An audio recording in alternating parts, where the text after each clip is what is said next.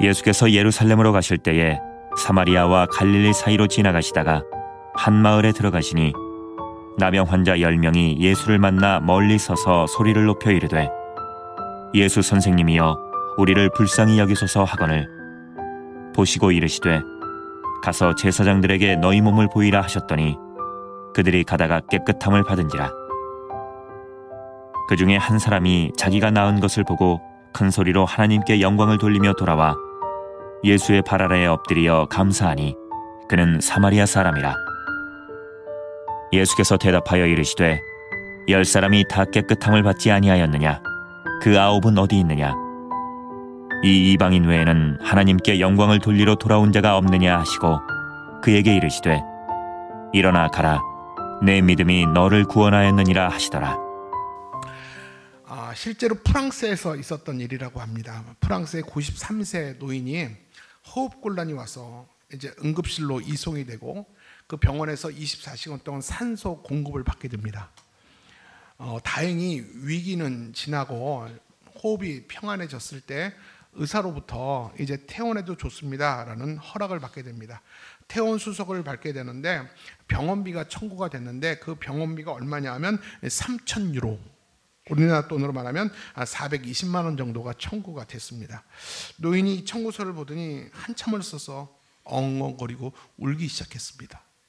그러자 이 병원 관계자가 이 노인이 걱정이 돼서 어르신 너무 금액이 많이 나왔는데 그러면 나라나 도움받는 곳에서 좀 신청을 해보세요 라고 얘기를 하자 이 노인이 이렇게 말합니다. 내가 돈이 없어서 우는 게 아닙니다. 나는 이 돈은 지금이라도 당장 일시불로 다 낼 수가 있습니다.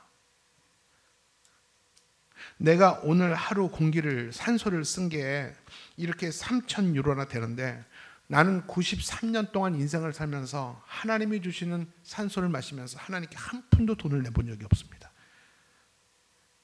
내가 하나님의 은혜를 생각할 때 내가 감사하지 못한 내 자신이 너무 부끄러워서 이렇게 내가 울고 있는 것입니다. 여러분 어떻게 생각합니까? 여러분 혹시 내가 마땅히 감사해야 되는데 그 감사를 하지 못해서 부끄러워해 본 적 있습니까? 내가 누군가에게 은혜를 입고 내가 그 사람의 꼭 감사를 표시해야 되는데 하지 못해서 그 사람을 볼 때마다 내 마음이 부끄럽고 창피해 본 적 없습니까?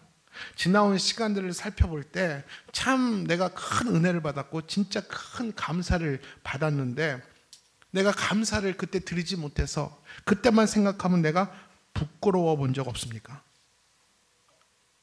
여러분 오늘 본문의 내용이 어떤 내용이냐면 예수님께서 십자가에 죽기 위해서 예루살렘에 가는 길에 저기 멀리서 온몸을 헝겊으로 옷으로 이렇게 둘러 입은 사람들이 10명의 나병 환자가 예수님을 향해 소리를 칩니다.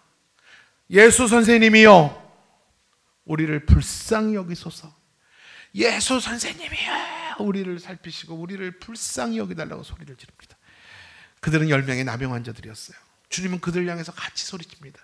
너희 몸을 제사장에게 보이라 라는 말을 하게 됩니다. 여러분 당시 제사장이 하는 일은 그 나병 환자들은 나병으로 판정이 되면 성에서 같이 살지 못했습니다. 그래서 성 밖으로 그들은 쫓겨나고 그들은 성 밖에서 커뮤니티를 이루면서 같이 살아갈 수밖에 없었어요. 사람들과 멀리하고 사람들이 있는 곳에 오지 못하고 사람들이 있는 곳에 있으면 나는 부정하다 부정하다 부정하다 하면서 자신이 있는 곳을 나타내야 했습니다. 사람과 함께 섞여 살 수 있는 곳이 섞여 살 수 없는 사람들이 나병 환자들입니다. 근데 이 제사장들에게 가서 이 몸을 보이라는 것은 제사장에게 가서 너희 몸이 완치되었다라는 것을 보여라 라고 주님이 얘기한 것이죠. 당시 그래서 나병이 완치됐다면 그들은 이제 자유의 몸이 되는 거죠. 이제 성 안에 들어가서 사랑하는 가족들과 함께 살 수 있는 자유가 있는 거예요. 근데 여러분 오늘 본문을 잘 보시면 예수님이 그들의 몸을 고쳐주지 않은 채로 제사장에게 가라 그랬습니다. 그들은 실제로 제사장에게 가다가 병이 나은 것입니다. 예수님은 그들이 믿음으로 반응하기를 원하셨어요. 그리고 순종함으로 병이 낫는 것을 주님은 보고 싶었던 거예요. 그들이 실제로 믿음과 순종으로 정말 제사장에게 믿음으로 갔어요. 정말 믿음으로 순종으로 갔더니 몸이 실제로 나아졌어요. 그때 한 사람만 가던 길을 멈추고 즉시 돌아와 하나님께 큰 소리로 영광 돌리고 예수님 발 앞에 감사를 고백했다고 그랬습니다. 근데 오늘 성경에 보니까 그 한 사람이 유대인이 아니라 사마리아 사람이었다라고 굳이 명시를 하고 있어요. 여러분, 성경에서 저자가 그냥 10명 중 한 사람이 돌아와서 예수님께 감사했다라고 기록하면 괜찮은데 왜 그 한 사람을 굳이 유대인이 아니라 이방인이라고 적었을까요? 왜 명시했을까요? 당시 유대인들이라면 하나님의 선민 백성이에요. 이방인에 비해서 사마리아 사람에 비해서 많은 기득권을 가진 자들이에요. 하나님 앞에 많은 복을 받은 자들이에요. 믿음의 조상들로부터 시작해서 언약 백성들이기 때문에 정말 이 땅과 신령한 복들을 누린 자들이 유대인들이에요. 그들이 이렇게 기도의 응답을 받고 이 감사할 제목이 있었다면 그들이 마땅히 감사해야 했습니다. 그런데 그들은 감사하러 오지 않았다는 거예요. 마땅히 감사해야 될, 당연히 감사해야 될, 그들은 감사하지 않고 정말 개만도 못하다고 유대인들한테 지옥의 불쏘시개라고 업신여긴 당했던 그 사마리아 사람들이 오히려 감사하지 않아도 되는데 그 사람이 오히려 예수님께 돌아와 감사했다라는 거예요. 예수님은 그 9명에 대한 서운한 마음이 있었어요. 마땅히 감사해야 되는데 감사를 기다린 거죠. 열매를 기다렸는데 열매가 없는 그들을 향해서 예수님은 서운한 마음으로 17절, 18절 말씀을 얘기하십니다. 한번 같이 읽어볼까요? 시작. 예수께서 대답하여 이르시되 10사람이 다 깨끗함을 받지 아니하였느냐? 그 9은 어디 있느냐? 이 이방인 외에는 하나님께 영광을 돌리러 돌아온 자가 없느냐 하시고. 여러분 10명 중에 9사람의 문제가 뭘까요? 왜 도대체 9사람은 왜 감사를 잃어버렸을까요? 도대체 뭐가 문제입니까? 그들은 제사장에게 갈 때 믿음과 순종으로 간 거 맞아요. 그렇기 때문에 그들의 문제는 불순종과 불신앙이 문제가 아니었어요. 그렇다면 그들의 문제가 뭘까요? 한 가지입니다. 은혜를 받았음에도 불구하고 감사할 줄 모르는 배은망덕. 여러분 이것이 그들의 문제였습니다. 여러분 그렇다고 예수님이 그들에게 생색을 내는 거 아니에요. 내가 너희를 고쳐줬기 때문에 감사하다라는 말을 듣고 싶은 게 아니에요. 주님의 관심은 그것에 있는 게 아니라 그들이 자신에게 일어난 상황에 대해서 정확히 해석해 주길 바랬어요. 이 상황이 어떤 상황인지 자기들이 정확히 진단하고 해석해 주기를 바랬다라는 거예요. 다시 말하면 자신에게 일어날 수 없는 도저히 불가능한 일이 일어났습니다. 여러분 이 나병이라는 게 문둥병입니다. 지금은 좋은 약이 있어서 문둥병이 치유가 됩니다. 약을 한 움큼씩 먹었어요. 그래서 몸이 치유가 됩니다. 회복이 됩니다. 근데 그 당시에는요, 이 나병에 걸리면 가족으로부터 버림받고 사회로부터 격리되어서 평생 가족을 못 보고 성박해서 죽을 수밖에 없어요. 그렇기 때문에 여러분 이 나병에서 고쳐줄 수가 없어요. 근데 나병에서 고침을 받았다는 자신의 몸을 볼 때 어떻게 이런 일이 일어났는지, 도대체 누구로부터 이런 일이 일어났는지 정확히 알고 그들이 자신의 삶을 보면서 해석해 주기를 주님이 바랬다라는 것이죠. 여러분 이 9명은 몸의 고침을 받고 자신의 미래를 향하여 자신의 길로 갔습니다. 그러나 9의 한 사람, 자신의 몸의 완치됨을 보고 제사장에 가던 길을 멈추고 예수님께 다시 돌아와서 예수님께 감사를 했어요. 그는 자신의 미래를 만나기 전에 만약에 예수님이 나를 찾아오지 않았다면, 내가 예수님을 만나지 않았다면, 예수님이 나를 고쳐주지 않았다면 어떻게 내게 이런 일이 있을 수 있겠는가? 그래서 자신의 미래를 만나는 것보다 더 소중한 것은 그 예수님과의 만남을 더 소중히 여겼어요. 이분이 없었으면 이런 기적이 내게 있을 수 없지. 제사장에게 가서 내 몸을 보이기보단 내 병을 고쳐주신 예수님께 더 먼저 감사하고 싶었던 거예요. 이 한 명의 사람은요, 자신의 삶을 그 9사람과 다르게 자신의 삶을 바르게 해석한 사람이에요. 이렇게 자신의 삶을 해석하며 예수님께 찾아와서 감사를 고백한 이 사마리아 사람에게 예수님은 뭐라고 말한지 아십니까? 19절에 보니까 가라, 내 믿음이 너를 구원할지어다. 내 믿음이 너를 구원하였다고 그랬습니다. 여러분, 그러면 이 말씀에 비추어 보면 10명 중에 9명은 믿음으로 육신은 구원받았어요. 그렇다면 영혼 구원을 받지 못했음을 의미하는 거 아닐까요? 예수님은 그 한 사람의 감사를 믿음으로 보신 거예요. 영혼 구원에 이르는 믿음으로 보신 거예요. 단지 그냥 감사로 받지 않았어요. 믿음과 순종으로 육체의 구원을 받았지만 진심으로 하나님께 감사할 때 그 감사야말로 영혼 구원에 이르는 믿음으로 하나님이 보시고 받으셨다는 거예요. 그래서 영혼 구원을 선포하신 겁니다. 저는 말씀을 묵상하면서 이 이야기가 우리들의 이야기가 아닌가라는 생각을 해봤어요. 당시 아까도 말씀드렸지만 불치병은 이 나병은 불치병이고 신이 내린 저주의 병이라고 그랬습니다. 그래서 가끔 이렇게 제사장이 판단을 해서 나병에서 나았다고 하면 다시 성안으로 들여보내줬어요. 근데 그 당시에 이 나병이 나을 수가 없어요. 이 나병이라고 생각해서 이 격리했던 사람들은 피부병이었을 거라고 얘기하더라고요. 나병과 피부병이 막 울긋불긋 몸에서 일어나고 막 진물 나고 그런 모습을 그 예전에는 무학적 상식이 없으니까 다 나병으로 취급하고 다 밖으로 이렇게 격리시켰어요. 근데 그런 질병과 피부병이 나오면 다시 성안으로 들어올 수 있었잖아요. 근데 그런 사람들은 성안으로 들어오는 사람들은 나병이 아니었다라는 거예요. 사실상 피부병이었다라는 겁니다. 나병은 고쳐지지 않는 병이에요. 절대 고칠 수 없는 병이 이 나병이에요. 근데 여러분 그런 불치병에서 나음을 받았다. 기적이 일어난 것이요 내 안에. 이것은 얼마나 큰 은혜를 받은 것입니까? 근데도 여러분 그렇게 큰 은혜를 받았음에도 불구하고 10명 중에서 9명은 감사를 잃었다는 거예요. 여러분 이게 뭘 얘기하는 겁니까? 감사가 그만큼 어려워요. 당연히 감사해야 되는데 막상 감사하는 사람은 없었다라는 것입니다. 여러분 그렇다면 제가 이런 질문을 해봤어요. 왜 9명은 돌아와서 감사를 하지 않았을까? 여러분 궁금하지 않습니까? 왜 한 사람만 왜 가던 길을 멈추고 돌아왔고 그만큼 다 간절하고 그만큼 다 고마웠고 감사했을 텐데 왜 그들은 예수님께 감사하지 않았을까? 내가 변호사가 돼서 그들의 입장에서 한번 변명을 좀 해주고 싶어요. 자, 첫 번째 어떤 이유냐면 막상 병이 고쳐지니까 예수님께 돌아와서 예수님께서 내 병을 고쳐주셨구나 라고 주님께 감사하기보다 그들에게 더 급한 일이 생겼어요. 뭐냐면 조금만 더 가면 제사장 집이야. 여기까지 왔는데 내가 병이 나은 것을 봤으면 제사장에게 먼저 내 몸 보이고 완치 판정을 먼저 더 받고 싶었을 겁니다.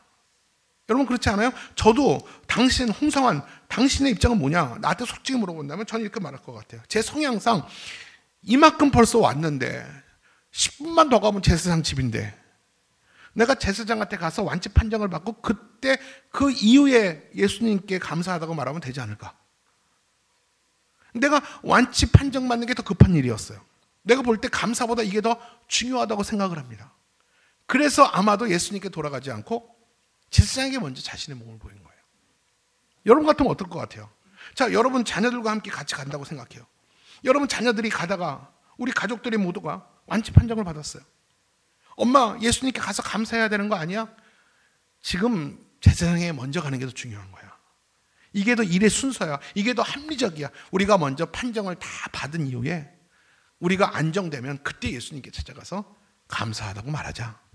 아마 여러분들 자녀들한테 그렇게 가르치지 않겠어요? 아마 저도 그랬을 것 같아요.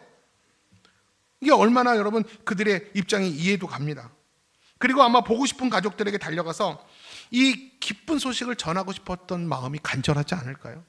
누가 제일 기억이 나겠어요? 여러분 성 밖에 쫓겨나서 그 가슴에 품은 가족의 사진을 보면서 날마다 울지 않았겠어요? 이 병이 완치됐다니 이제 가족 품으로 돌아갈 수 있으니 누구한테 제일 먼저 전하고 싶겠어요? 가족들한테 전하고 싶지 않겠습니까? 그래서 예수님께 돌아오지 못했어요. 여러분 그런 마음도 이해하죠? 그리고 병들었을 때 하지 못한 것들을 지금 당장 달려가서 하고 싶었던 일도 분명히 있을 거고요. 결국은 뭐냐면 고마운 거는 고마운 거고 앞으로가 더 중요했던 것 같아요. 여러분 입장이 바뀌니까 사람은 누구 하나요? 인지상정이에요. 사람이 간절할 때는요, 내가 어려울 때는요 굉장히 간절합니다. 나만 고쳐주신다면 내가 뭐든지 하겠습니다라는 간절함이 있죠. 근데 입장이 바뀌면 간절함은 사라지고요, 감사는 우선순위에서 밀리게 되어 있어요. 더 급한 일부터 먼저 찾게 되어 있습니다. 여러분, 지금까지 이유가 어쩌면 우리가 엄청난 은혜를 받고도 하나님께 감사하지 못하는 우리의 변명들 아닙니까? 나름대로 감사를 잃어버린 우리 나름대로의 이유는 분명히 있어요. 내가 하나님께 감사하지 않는 게 아니에요. 그들의 9명 모두가 하나님께 감사하는 마음이 왜 없겠어요? 물론 다 있죠. 근데 감사가 하나님께 먼저가 되지 못하고 적극적으로 감사를 하지 못한 그들이 바로 문제였다는 것이죠. 여러분, 오늘 내 삶에 있는 소확행이 뭡니까? 소소하지만 확실한 행복. 여러분, 물어볼게 대답해 보세요. 누구로부터 왔습니까? 여러분 실력으로부터 왔어요? 여러분 노력의 결과입니까?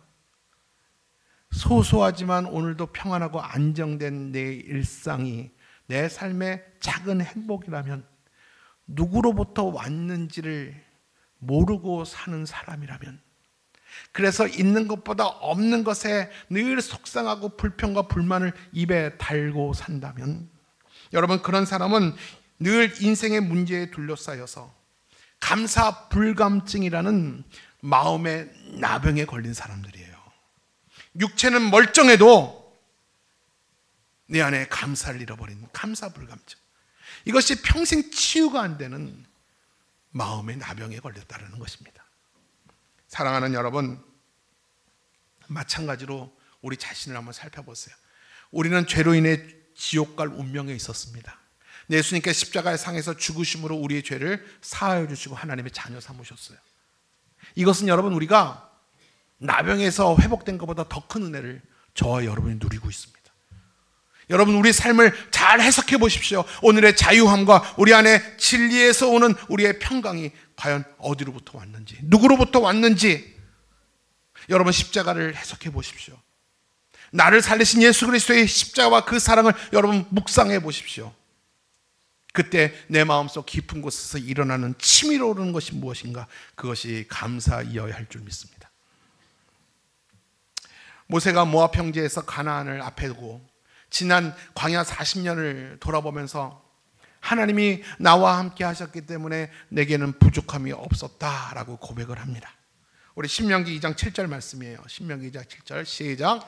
네, 하나님 여호와께서 내가 하는 모든 일에 내게 복을 주시고 내가 이 큰 광야에 두루 다님을 알고 내 하나님 여호와께서 이 40년 동안을 너와 함께 하셨으므로 내게 부족함이 없었느니라 하시기로. 여러분, 물 한 모금 풀 한 폭이 자라지 않는 광야에서 방랑자로 40년을 살았던 이스라엘 백성들이 어찌 하나님 앞에 부족함이 없다라고 말할 수 있겠습니까? 여러분, 실제로 이스라엘 백성들은요 40년 광야 생활을 하면서 불평과 불만을 입에 달고 다녔어요. 근데 어찌 모세는 그들과 이렇게 온도 차이가 날 정도로, 그들의 정서를 모를 정도로 주님께서 광야 가운데 내게 복을 주셨고 하나님이 나와 함께 하심으로 내게 부족함이 없다고 어떻게 이렇게 결이 다르게 말할 수 있을까요? 도대체 무슨 차이일까요? 이스라엘 백성들과 모세와는 도대체 무슨 차이가 있을까요? 여러분, 이스라엘 백성과 모세는 똑같은 광야 40년을 걸었어요. 똑같은 현상을 바라봤어요. 근데 모세와 이스라엘 백성들은 해석을 달리했습니다. 어떻게 해석을 달리했냐면, 이스라엘 백성들은 광야에서 없는 것들만 눈에 들어오니까 하나님께 원망과 불평을 한 거예요. 그런데 모세는 광야에서 불기둥과 구름기둥과 그리고 만나와 메추라기로 먹이시고 인도하시는 하나님을 보았기 때문에 이 거친 광야가 하나님의 안아주심으로 해석했다라는 것입니다. 여러분, 인생은 해석이에요. 우리 모두가 똑같은 현상을 봅니다.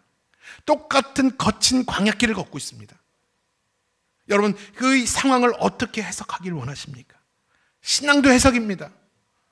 내가 지나왔던 생활, 오늘 살아가는 오늘의 이 시대를 내가 어떻게 해석하느냐에 따라서 원망과 불평도 나올 수 있고요, 내게 부족함이 없는 하나님의 축복의 시간이었습니다. 나의 발이 부러뜨지 않고 내 옷이 조금도 헤이지 않는 하나님의 안아주심의 시간이었습니다. 내 삶을 어떻게 해석하느냐에 따라서 이렇게도 저렇게도 결과와 판단을 내리게 된다는 거예요. 사랑하는 여러분, 어떤 해는 좋은 해가 있을 수 있어요. 어떤 해는, 또 어떤 한 해는 너무나도 안 좋은 해, 또 어떤 한 해는 최악의 한 해를 맞이할 수도 있었어요. 이스라엘 백성은 다 농사와 목축을 하기 때문에 매년 이 농사와 이 목축이 다 잘 되는 건 아니에요. 근데 하나님께서 이스라엘 백성들에게 뭐라고 말하는지 아십니까? 네 형편과 상관없이 감사절을 지키라. 무슨 말입니까? 우리가 감사절을 오늘 지켜야 할 이유도 같은 이유예요. 좋은 일이 있기 때문에 우리가 하나님께 감사하는 게 아니에요. 아무리 힘들고 어려운 일이 있더라도 그것과 비교할 수 없는 하나님의 변함없는 은혜가 항상 더 크기 때문에 우리는 하나님 앞에 더 큰 감사를 하나님께 올려드리는 겁니다. 여러분 그거 아십니까? 감사는 반드시 표현되어야 합니다.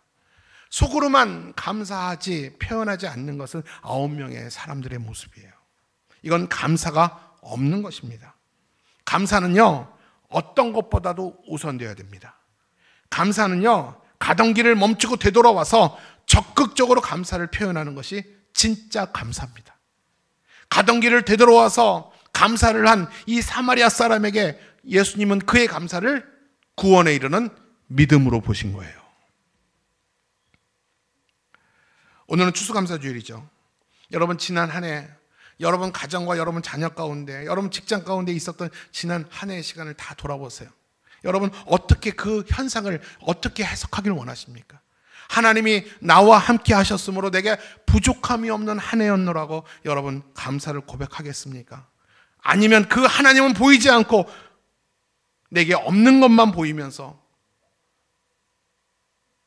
하나님께 불평과 원망을 하는 한 해를 살아오셨습니까? 여러분 오늘 결단하셔야 됩니다. 제가 저번 주에 우리 재정부 집사님께서 저에게 한 통의 편지를 전해줬습니다. 목사님, 어떤 성도가 무명으로 현금과 함께 편지 한 장을 전달했습니다. 이 편지를 목사님이 읽으시면 참 좋아할 것 같아서 이 편지를 드립니다 하고 저한테 편지 한 장을 전달합니다. 제가 이 편지를 여러분에게 한번 읽어드릴 테니까 한번 같이 들어보세요. 먼저 우리의 주인 되신 하나님께 감사드립니다. 벌써 한 달이 지났습니다. 이제 25이 된 아들이 아빠 생신을 축하드립니다 라는 말과 함께 언제나 감사합니다 라고 쓰여있는 봉투를 하나 내게 주었습니다.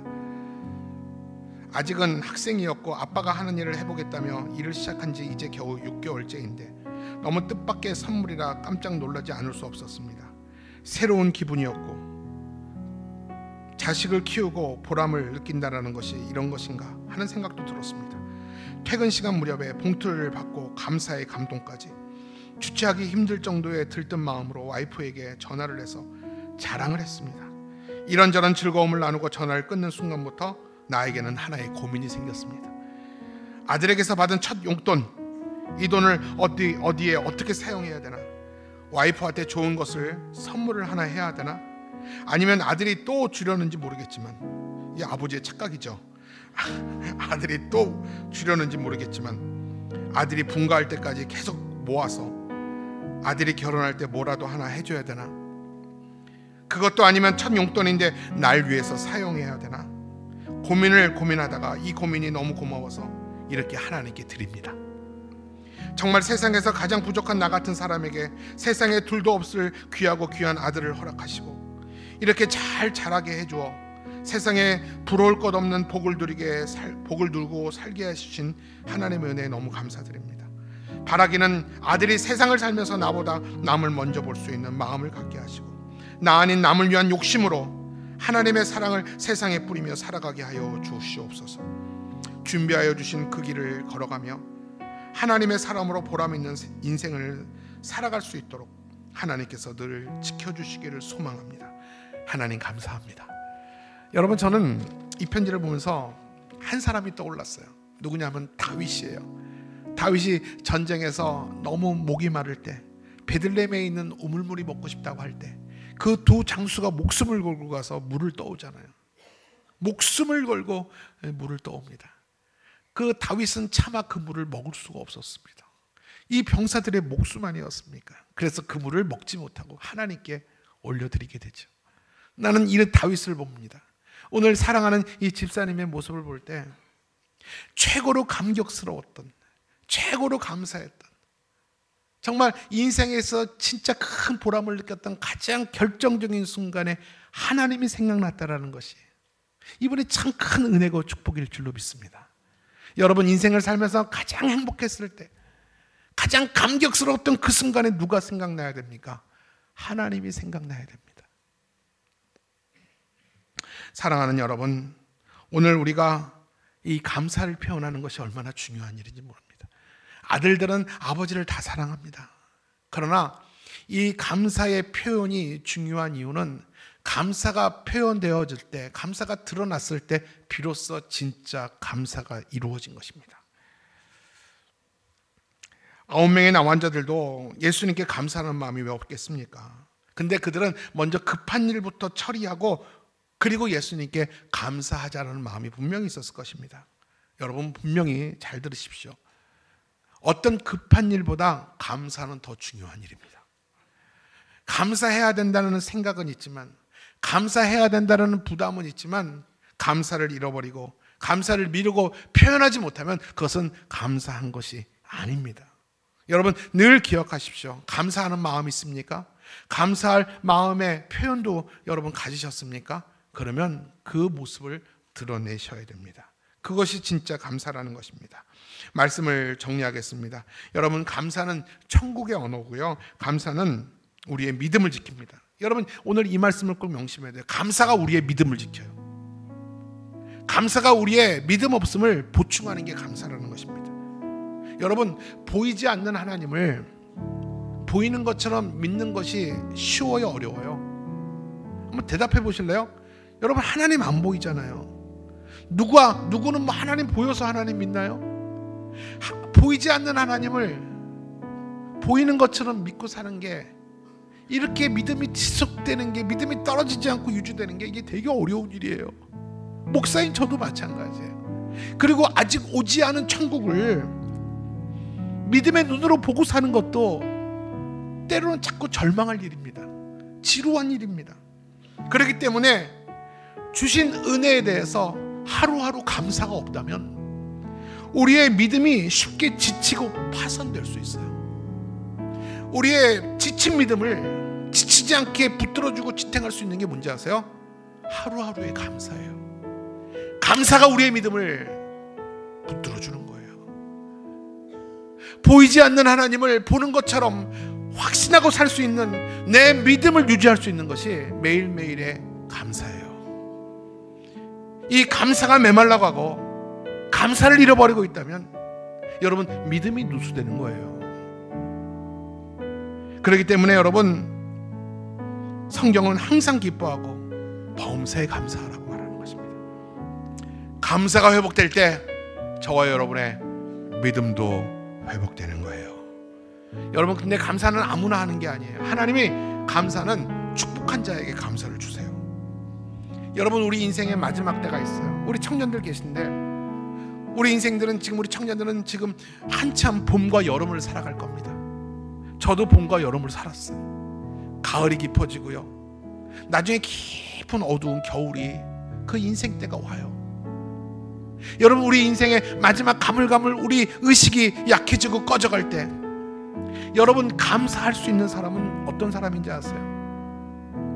오늘도 일상에서 감사가 습관되고 훈련되어진 사람이 마지막 사랑하는 가족 앞에서도 나는 하나님 때문에 부족함이 없었다, 하나님께 감사를 말할 수 있는 사람이에요. 사랑하는 여러분, 오늘도 하나님이 우리 가운데 어떤 사람 찾는지 아세요? 하나님의 은혜로 복받은 사람 찾지 않아요.